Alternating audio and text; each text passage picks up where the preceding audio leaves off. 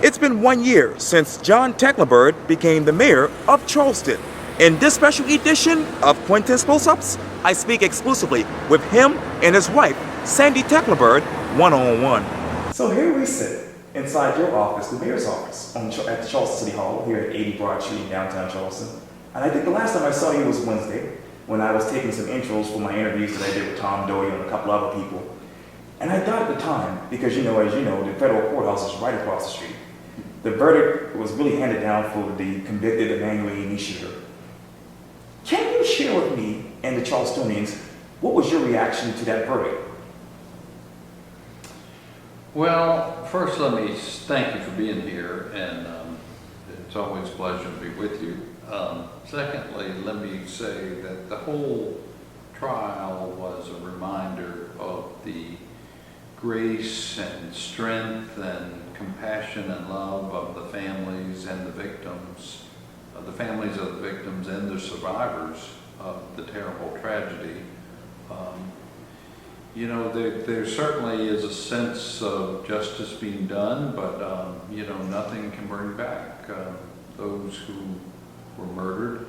And but I'm so thankful for that sense of love and compassion and leadership from the families, because they really taught us something in this community, and I think it's a lesson for humankind and the world that that love is stronger than hate. Sandy, where are you emotionally after this verdict?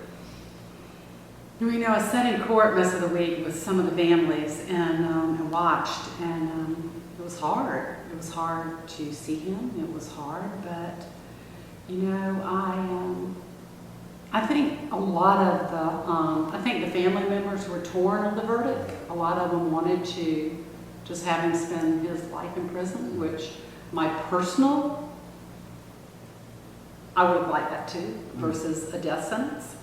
I probably would have never been a juror because I would have been struck from that probably. But I just feel like that, I don't know, I just think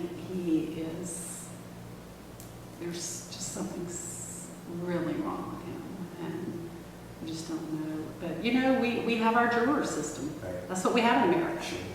So we have to, I'm not offended by it, but Right. we have to respect it. Yeah, yes indeed. It's probably not what all of us wanted. Maybe some of us wanted it, but I would love for not it to be a painful process for the family. Like I think life in prison without parole would have been over for them. And I think this is a continuation, with appeals. Right, oh yeah. If he's granted them, but, Right. So it's kind of, that's where my heart was for them too. And when I saw you on Wednesday, it was your 1-year anniversary as mayor. That's right. Can you describe to me John J. Tecklenburg, mayor, 1 year later? 1 year later, well, I feel great. I love the job. It's a remarkable experience to serve, and an honor to serve as mayor. You get the opportunity to help people on a day-to-day basis, and that's what keeps me going and excites me about it. I really ran for mayor because of a calling to serve, and you get that opportunity here. So I'm pleased and thankful. Let me take you back to an article that you had with the Post and Courier, and it was the same Sunday when Edward Jones Quintin was on the front cover.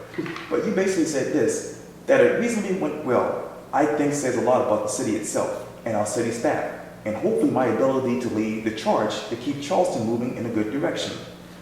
What's your next direction as Mayor of Charleston? Well, Quintin, there's so many things that we can do to keep Charleston moving in a positive direction. And are doing. And are doing. I think as mayor, you do have to focus on the things you'd like to try to accomplish in the near term, a year at a time, say, because you can't do it all at once. Right. So the things that I want to work on with a particular focus this year, not to say there's not a lot of other things we'll be doing. One general topic is affordable housing, and I think we're near a crisis in that challenge in our community, not just the city, but our region. And so we're going to be looking at all angles of how we can promote and produce more affordable housing in the community. So that's one thing. Another thing is this complex issue of flooding and drainage. It's been in our city ever since we've started. You know, Mayor Courtney back in the 1830s offered a $100 gold coin to anybody that could solve the flooding problem in Charleston. We still have that offer. So offer's still good. And but I'm putting a team together that will take a more, I think, holistic look at flooding and drainage in our city. And it's not an overnight fix, but we're going to be focusing on that this year. Internally, we're starting a process innovation group and process where we'll be looking at how we do business, what our processes are within the city, and try to improve upon them. I talked about it during the campaign as being performance audits, and we've trained some of our staff already, and we'll be rolling that out over the next couple of months, and I'm excited about that. That will help provide better customer service over the long haul for our city. Minority business development is something that I want to work on this year, because we've had a pretty good program of trying to include minority and women-owned businesses in our own procurement. You know, when we have contracts or we build something that the city does, but I want to be more inclusive and involve the business community at large and try to promote minority businesses, and we have some great new leadership in our community, like the new Vice President of Boeing, Joan Robinson-Berry. She's agreed to help promote minority business in the Charleston region, so that's something I want to do this year as well. So there's a long list of other things we'll be working on, but those are some of my, I guess you'd say, top priorities for this year. And from the Post-Emporio article, it says this quote: "As the first anniversary of his inauguration approaches, Tecklenburg said he's had some successes, and city council members and residents seem to agree. He was elected on the promise to renew the city's focus on residents' quality of life, particularly in West Ashley, and many of those efforts have begun to bear fruit." What is that like for you? What's that process like? Well, in the past year, we really have had some successes, and the big one is the formation of a tax increment finance or TIF district, and that's a cake that takes a little while to bake in the oven as well. But and thanks to County Council and the school district for agreeing to participate with us. But what it does, it provides a funding source for meaningful projects over the next 25 years for West Ashley. First time that's ever been done, that we have a dedicated funding source for West Ashley improvements. So we formed this commission, and now we've hired a consultant to help us to create a holistic vision plan for West Ashley going forward. That'll take about 6 months, so that's a big initiative for this year as well.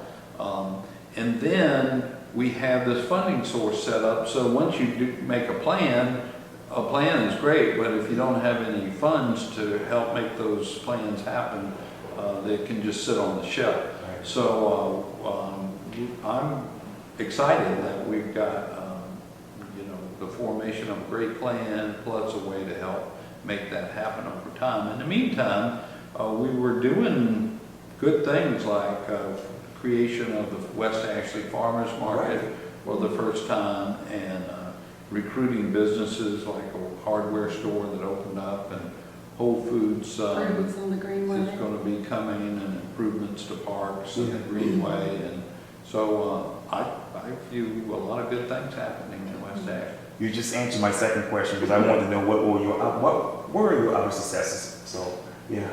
Sometimes you got to do the little things too, Right. along the way, which Yeah. are important. Sure. Real important.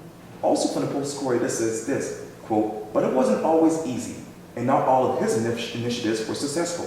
2 separate attempts to rein in hotel developments, for instance, failed to get past city council, that is, this year. Tecklenburg and several council members agreed there are some still communication kinks they need to work out as they head into next year. There's not a state of perfection, and you said this too, quote, it's process. Rome wasn't built in a day, and neither was Charleston. Communication kinks. How would you define your relationship really with city council? Well, I would say it's good. Can it be better? Sure, you know, that's But talk about what you do with them. always the case.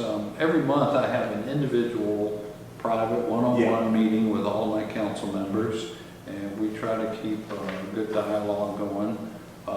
You know, I guess the part that I want to improve upon that I do is a little better, more communication with my council members prior to an issue coming to city council, make sure that they're informed. So I guess along the way, I assume that council might be supportive of this or that, and as it turned out, they weren't. So I can do a better job of that communication. With the hotels, we'll be coming back to council, you know, probably in a month or so with a little different idea, a little twist at trying to manage future growth, you know, to make sure that it just doesn't get out of control. Let me read to you more of that particular post-Corey article. It says, quote, not only did the core change, it's a symbol of Tecklenburg's roundtable style of leadership, an approach that he believes has helped him work with other governments and residents towards his top goals, particularly the efforts to revitalize West Ashley.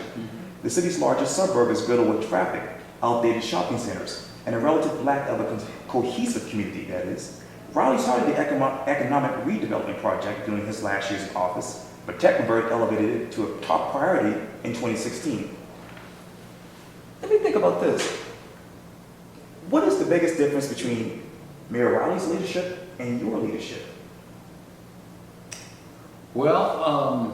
That table? You don't have to point to it. It's right there.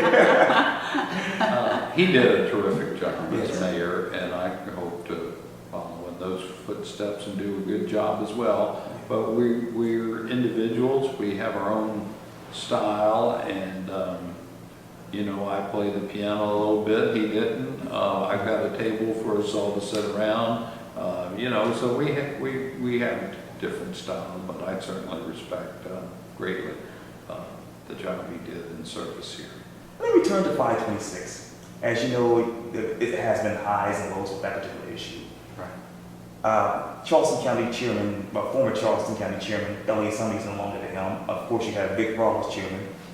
Tell me how will you work with Vic Rawl to articulate the message that we need an extension for 526? Well, closely. I work very closely with him, and I met with him just the other day, and he's committed to completing 526 as I am. You know, the SIB board made great progress with them at our last meeting in December. A year ago, they were ready to just cut the funds off and terminate the contract, and they're still talking with us. They want a little more assurance from about the funding sources going forward, and we think in March that Chairman Rawl and myself and others will be able to assure them of our commitment going forward. So there is life to this project, and it's going to take some time, but we're working on it, and we're working very closely together. Describe to me the following one word: Sergeant Jasper. Sergeant Jasper, conundrum. Public transportation. Lacking. Hotels again. Damper. Tent City. Successful. Closed down. You want to elaborate on it? Yeah, we did close Tent City down. I mean, it's not the end of our homelessness. our homelessness Right, or our right. few tents around the city, but, you know, we're still actively working with those people. Mhm. Yeah, to, And on a personal note, I ran into one of the ladies on King Street right after I came back from the interview that I had a couple of nights ago, and I saw her, and she's like, hey, say hello to this person, that person. And she's still homeless, but I know that you guys are going to work hard to, you know, help her and others get to where they need to be successful. Yeah, Absolutely. yeah. well, if they really want out of that lifestyle, there is some help here. You gotta really want it. And if she really wants it and she's not getting it, tell her to call me. Okay, I will definitely do that. Yeah. John Tecklenburg is mayor in 4 years. Describe to me you in 4 years. When you wrap up this first term, what do you want people to say about you as mayor? He's leaving things better than he found. Man of his word, sees with the eyes of his heart. Right, like, yes, I agree. I agree. Well, Mayor John Tecklenburg and Sandy Thank you. Tecklenburg, thank you so much for your time. I really appreciate this. God bless. Thank you. Likewise. Thank you, Quintin. We Thank love you. you. Thank you. Thank you.